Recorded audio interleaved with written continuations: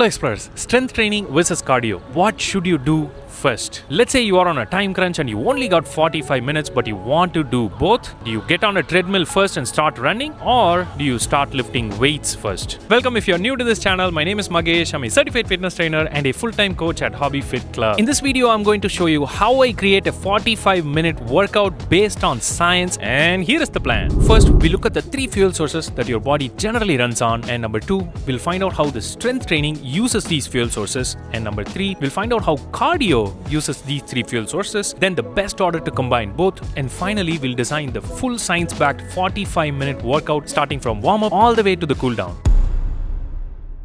A quick biology detour, but I promise to keep it simple. Your body has 3 sources of fuel. First is adenosine triphosphate, also known as ATP. You could imagine this ADP like a rocket fuel. It's explosive, but it burns out really fast. Your muscles only have this in store for about 10 to 15 seconds of an all-out effort before it needs a moment to recharge. Second is the glycogen store. You can think of it like a high-octane race car fuel. It can go much longer than the rocket fuel, fueling something like a 1-mile run or a set of squats. And number 3 is fat. Think of it like a diesel tank. It's slow burning, but you're carrying a huge tank of it. Even if you're lean, you have almost endless supply of this. Here's the part that most people get wrong. Your body is not switching between these fuels like a light switch. All 3 are contributing at the same time, all the time. What changes is which one's doing most of the work, and that highly depends on the intensity of the effort. So if you're doing something hard and in a very short amount of time, you'll be leaning heavily on the rocket fuel and the race car fuel, which is ADP and glycogen. And if you're doing something long and easy, you'll be leaning heavily on the diesel engine side, which is fat, and that takes over most of the load at that time. Okay, so these 3 fuel sources act like a dial, not a switch. Keep that in mind because that's going to play the key role in understanding why the order matters. Strength comes first or cardio comes first.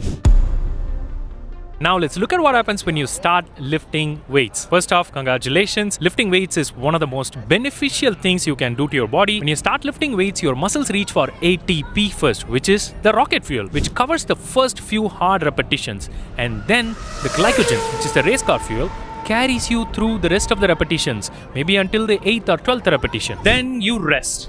The rest between the sets is not actually wasted time. This is when the ATP replenishes. Your body needs this time. This is why we ask you to take a break between the sets. Set 1, break. Set 2, break. Set 3, and you're done. Over a 15-minute strength training block, you are mostly drawing from your ATP and glycogen store, hitting your lower body, upper body, and doing some compound lifts. As the strength training block continues, your glycogen store is starting to run low and the diesel engine is starting to kick in, which is fat. And this would be a great time to start adding some core and balance workout as well. And if your program permits, you can also do some plyometric exercises here. By the time you hit the 30-minute mark in your workout, your rocket fuel and race car fuel are pretty much gone, and fat is carrying the most of the load at this time, and you're primed for steady state cardio at this time. And that's my case for lifting weights first, because it drains your fast fuel efficiently and hands off cleanly to the cardio.